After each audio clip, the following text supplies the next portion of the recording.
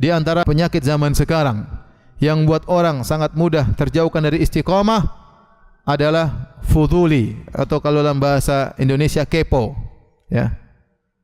Pingin tahu, tatallu, pingin tahu. Hal yang tidak perlu kita ketahui kita pingin tahu. Hal yang bukan bidang kita pingin masuk di dalamnya. Akhirnya mata tidak terjaga, lisan tidak terjaga. Contoh sederhana, betapa banyak orang yang bukan bidangnya politik. Kemudian dia masuk, bukan bidangnya, dia masuk dalam bidang politik. Mulailah dia melihat aib kelompok A, aib kelompok B, mulailah dia menganalisa, mulailah dia mencela, mulailah dia kemudian memberikan gelar kampret sama kecebong, mulailah. Subhanallah, dia terbawa tanpa dia sadari. Berjam-jam, berhari-hari, berbulan-bulan. Dia tidak tahu apakah analisa dia benar, dia tidak tahu apakah sumber yang untuk dijadikan bahan analisa benar, apakah berita hanya bohong ataulah skenario, hanyalah sandiwara, dia tidak tahu sama sekali. Bukan bidangnya. Kalau bidangnya oke, tidak apa-apa. Akhirnya dia terjerumus dalam banyak maksiat, catatan dicatat oleh malaikat banyak, perang politik sudah selesai, sementara hisab dia panjang hari kiamat. Contoh sederhana, kepo, ingin tahu, menjerumuskan seorang terjerumus dalam dosa-dosa, baik dosa lisan maupun dosa mata. Ingin tahu, ngelihat ada berita seorang wanita, misalnya saya lihat di lihat di berita, lagi buka Google, berita ini tersebar klip porno dia buat, kemudian tersebar di dunia maya, dipanggil polisi. Ya sudah, ente jangan klik. Pengen tahu, lihat siapa sih, cantik enggak sih, ngelihat videonya mana sih, cari lagi. Ya akhi, subhanallah, kepo yang tidak bermanfaat bikin ente terjerumus dalam kubangan maksiat. Saya bacakan satu hadis dari Nawas bin Sam'an Al-Ansari dalam satu hadis yang diriwayatkan Imam Ahmad dengan sanad yang sahih, ya. Dari Rasulullah SAW bersabda, ini tentang istiqamah penting. Dharaballahu mathalan siratan mustaqiman wa ala jambatai sirat surani. Kata Nabi SAW, sungguhnya Allah buat perumpamaan tentang suatu jalan yang lurus menuju surga, ya, jalan yang lurus. Wa ala jambatai sirat suran, dan di antara kanan dan kiri jalan tersebut ada pagar. Ada pagar. Fihima abwabun mufattahah, dan di pagar tersebut, ya, ada pintu-pintu yang terbuka. Wa alal abwabi suturun murkhah, dan setiap pintu-pintu yang terbuka tersebut ada kordennya yang terjulur ke bawah yang menutup pintu-pintu tersebut. Wa ala babi sirati da'in, dan di awal pintu sirat kalau kita masuk jalan tersebut ada penyeru yang berkata, ayyuhan nas udkhulus sirata jami'an, wahai manusia sekalian, masuklah dalam jalan tersebut seluruhnya kalian, masuklah. Wala tata'arraju, dan jangan kalian mau lihat-lihat, jangan menyimpang kanan kiri, jangan pingin tahu. Jalan terus, jalan lurus. Wada'in yad'u min fawqi sirat, dan ternyata ada juga penyeru dari dalam jembatan tersebut, menyeru, mengingatkan. Kata Nabi SAW, fa idza arada yaftahu syai'an min tilkal abwab qala waihaka la taftahu. Begitu dia jalan masuk di dalam, dia sudah meninggalkan penyeru yang pertama, dia masuk di jalan tersebut, rupanya khorden tersebut bergoyang-goyang. Dia ingin tahu, kepo ini masalahnya. Dia ingin buka, dan begitu mudah untuk membuka, namanya khorden. Apakah perlu usaha pakai kunci Inggris? Enggak kan? Tinggal kling. Kalau bahasa kita tinggal klik, selesai. Ya kecuali kalau diblokir, harus usaha. Artinya Rasulullah menggambarkan tentang begitu mudahnya seorang terjerumus dalam kemaksiatan. Menggambarkan pintu maksiat hanya dihalangi oleh suturun murkhah, yaitu hanya kain, sebuah kain khorden. Begitu dia jalan, dia ingin tahu, maka ada penyuruh di tengah jembatan berkata, waihaka la taftahu, jangan kau buka itu pintu, jangan kau buka khorden. Fa innaka in taftahu talijhu, karena kalau kau buka kau pasti masuk. Kalau kau buka kau pasti masuk. Tidak ada kemungkinan lain. Lihat-lihat. Enggak, dia buka pasti masuk. Ya. Bismillah. Enggak ada, klik udah kebuka. Apa yang dilihat, nanti mau lihat apa? Mau lihat film, mau lihat cewek, mau lihat maksiat, mau lihat klip porno, mau lihat apa saja tinggal klik zaman sekarang. Ini Nabi gambarkan benar. Nabi kabarkan bahwasanya yang menyeru di pinggir jalan adalah kitabullah Al-Quran. Adapun penasehat di tengah jalan adalah apa? Wa'idhin min qalbi insan, yaitu hatinya sendiri sebenarnya jangan, tapi dia hawa nafsunya mengalahkan dia. Jangan, tapi pingin tahu. Jangan, tapi pingin apa? Pingin tahu. Kata hatinya, fa idza waihaka, celaka engkau, la taftahu, jangan kau buka. Fa innaka in taftahu talijhu, kalau kau buka kau pasti masuk. Ini kenyataan yang ada. Oleh karenanya para hadirin hadirat yang menyeru tadi, jangan kau buka, kalau kau buka pasti masuk. Kata Nabi, wa'idullahi fi qalbi kulli muslim, dialah penasihat Allah yang ada dalam hati setiap muslim. Sebenarnya kalau orang mau jujur, dia mau maksiat, hatinya pasti kasih sinyal enggak boleh. Tapi dia pingin apa? Pingin tahu. Jadi ini musibah yang menimpa banyak orang di zaman sekarang. Dia tidak bisa menundukkan pandangan. Saya setiap pengajian, hampir setiap pengajian ada yang bertanya. Terkadang 2, terkadang 3. Ustaz, saya bagaimana ini? Saya rajin sholat, tapi rajin juga ngelihat yang enggak-enggak. Terkadang saya sholat malam, tapi saya juga rajin melihat yang enggak-enggak. Kenapa? Karena kepo, pingin tahu. Seorang kalau dia tundukkan pandangan pertamanya, dia tundukkan, dia bisa selamat. Secantik apapun wanita, kalau kita lihat kita tundukkan, insya Allah kita selamat. Kita masih bisa mengontrol diri kita. Selama langsung kita tundukkan pandangan. Karena syahwat kita belum bergelora, syahwat kita belum bergejolak. Tapi kalau antum sudah menelaah dan mengamati, mendalami, ya sudah. Kalau syahwat sudah bergejolak, sudah ente enggak bisa ngontrol diri anda. Anda sekarang dikuasai oleh syahwat anda. Anta asiru syahwatika. Engkau adalah tawanan syahwatmu. Kau enggak bisa apa-apa. Enggak bisa apa-apa. Sampai para ulama mengatakan, lihatlah para wanita-wanita yang waktu melihat Nabi Yusuf tergoda, sampai mereka wa qatta'na aydiyahunna, mereka potong tangan-tangan mereka, mereka enggak sadar. Kenapa? Karena syahwat yang luar biasa. Mungkin kalau orang sudah lagi syahwat puncak, mungkin gempa bumi dia tidak peduli. Mungkin banjir dia tidak peduli. Kenapa? Syahwatnya harus dia segera lampiaskan karena dia sudah tidak bisa mengontrol dirinya. Makanya yang diizinkan oleh Nabi juga pandangan pertama.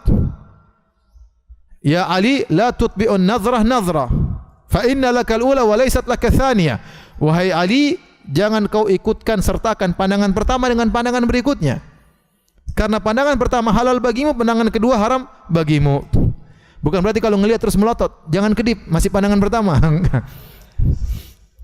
Maksudnya begitu pandang, tunduk. Jadi kalau sudah ngelihat, mulai bergejolak, ya, mulai semua goyang, ya, iman goyang, jenggot goyang, semua goyang, sudah selesai. Ente ma'asalamah, sudah. Ente masuk dalam lautan maksiat, sampai syahwat ente tersalurkan, baru ente astagfirullah, terlambat. Oleh karenanya nasihat tadi mengatakan, ya, la taftahu fa innaka in taftahu talijhu. Jangan sekali kau buka. Kalau kau buka kau pasti masuk. Ini fitnah zaman sekarang. Fitnah zaman sekarang. Ya. Makanya para ulama menyebutkan, sebenarnya melawan pandangan mudah. Yang penting antum pandangan pertama tundukkan. Itu tidak ada sulit bagimu untuk tundukkan, selesai. Tidak akan terbias dalam otak, tidak akan tergambarkan di hati, diingat-ingat terus, enggak. Yang penting pandangan pertama langsung apa? Tunduk. Cantiknya luar biasa. Sudah selesai. 3 hari hilang, ya. Tapi kalau Masya Allah.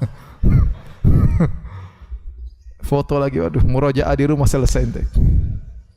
Selesai. Ente lemah ya akhi, ente lemah. Kita laki-laki ini lemah terhadap wanita. Ya. Kata Nabi SAW, ya, ma taraktu ba'di fitnatan adharra 'ala ar-rijal minan nisa. Tidak pernah aku tinggalkan fitnah yang lebih berbahaya bagi laki-laki seperti fitnah wanita. Kalau ente tidak terfitnah dengan wanita, ente bukan laki-laki, paham? Oleh karenanya jangan main-main dengan masalah pandangan. Di antara hal yang buat seorang tidak istiqomah tadi apa? Kepo. Kepo ini bahaya, ya. Kepo atau kepo? P-nya double atau satu? Satu aja. Kepo, ya. Hati-hati. Kalau bahasa Arab dulu fuduli, pingin tahu. Kalau zaman dulu para ulama mengatakan kalau masuk rumah orang jangan lihat atas bawah. Lu lihat dulu suruh. Ini bikin maksiat nanti. Waduh, cewek situ. Siapa suruh ente lihat di atas? Ente masuk dalam aja. Sama kita lihat rumah orang juga jangan. Lewat aja, ente jalan ke depan, jangan lihat-lihat rumah orang kanan kiri, itu namanya fuduli, enggak boleh. Lihat ada orang sapu depan rumah ternyata terbuka auratnya. Ya ente salah sendiri, kenapa lihat kanan kiri? Ente jalan ke depan aja, lihat ke depan, jangan kepo. Jangan kepo pendengaran. Orang lagi ngobrol, ngobrol apa sih? Nimbrung dong. Jangan sudah. Aduh, kalau zaman dahulu mau kepo harus begitu. Zaman sekarang di rumah aja kepo semua ya. Sudah, tangan kita yang kepo. Udah cret, scroll atas, scroll bawah, klik sana, klik sini. Dunia sudah semua di tangan kita. Dunia dalam genggaman. Maksiat dalam genggaman antum. Tinggal pilih yang mana mau maksiat. Maksiat mata banyak. Maksiat pendengaran banyak. Ya. Maksiat apa? Penciuman juga banyak. Maksiat lisan juga apa? Banyak. Mau maksiat apa saja dalam HP antum ya. Dalam HP antum. Makanya saya bilang di antara hal yang menakjubkan di zaman tahun 2019 kemarin, saya ketemu dengan seorang tinggal di Abu Dhabi. Subhanallah, dia tidak punya HP. Saya ngobrol sama dia, "Ya akhi, ente nomornya berapa nanti dihubungi?" "Aduh, saya enggak punya HP Ustaz." "Loh, Masya Allah, enggak punya HP?" "Iya, saya enggak bisa pakai HP." Ya. "Terus kalau hubungi antum?" "Lewat istri saya." Masya Allah, tahun 2019 enggak punya HP. Ini bukan di kota sederhana, ini kota di Abu Dhabi, di dekat Dubai, kota internasional. Tidak pegang HP, ada. Karena dia tahu dia tidak bisa menghindarkan diri dari maksiat kecuali dengan tidak pakai HP. Dia tahu dia selamat kalau tidak pakai HP. Karena itu kita tahu ini teman kita ini sangat berbahaya. Ya, teman kita ini sangat berbahaya. Apalagi kalau kuotanya masih banyak ya. Kalau kuotanya habis aman insyaallah. Aman. Kuotanya habis, ya akhi subhanallah. Saya tidak berbicara sama orang awam, saya bicara orang yang ikut ngaji. Yang mereka tidak bisa menjaga diri mereka. Karena hampir setiap pengajian nanti ada yang tanya seperti itu, "Ustaz, bagaimana? Apakah saya termasuk orang munafik? Saya kalau begini, kalau di depan teman-teman, Masya Allah, para penolong Allah, kalau di sendirian, temannya iblis." Aduh. Dan itu penyakit banyak orang. Oleh karenanya, di antara hal yang membuat seorang terjauhkan dari zaman sekarang, buat orang tidak bisa istiqamah adalah kepo, termasuk ibu-ibu ya. Udahlah, kita sibuk dengan urusan privasi kita masing-masing. Kita ini banyak yang harus kita kerjakan. Kata Nabi SAW, "Alaika bi khosata amrik." Hendaknya kau sibuklah dengan urusan privasimu. Banyak yang mau kau urus.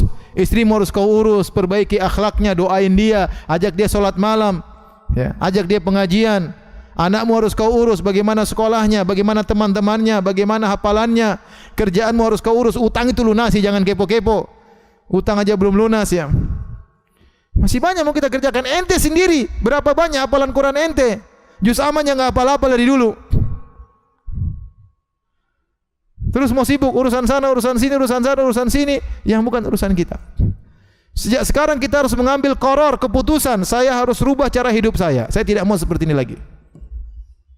Harus nekat, berjuang, bertakwa kepada Allah, menangis minta kepada Allah, "Ya Allah, saya sampai begini terus-terusan sampai saya mati. Waktu saya habis berjam-jam tiap hari dari HP. Quran tidak saya baca. Silaturahmi kepada orang tua kurang, perhatian sama anak kurang. Urusan HP, kepo sana, kepo sini. Anak-anak nangis, nih pegang HP. Anak suruh main HP, kita main HP, Masya Allah. Syukran Abi, udah main game di ujung situ." Bapak yang soleh ngajari anak seperti itu. Anak saya tenang di rumah, Masya Allah. Ya tenang, main HP sendiri di ujung sana. Oleh karena para hadirin hadirat Allah Subhanahu wa taala, hati-hati ya, hidup kita tidak lama ya. Kemarin ada klip tersebar, Masya Allah, seorang syekh ceramah, kemudian dia meninggal mengucapkan apa? La ilaha illallah. Luar biasa itu. Kita pingin seperti itu. Pingin seperti itu. Saya punya teman dulu kepala polisi di Masjid Nabawi. Dia mengatakan, "Nih Firanda, saya lihat waktu lagi ramai, saya pergi ke Raudhah, ada orang meninggal dalam kondisi sujud."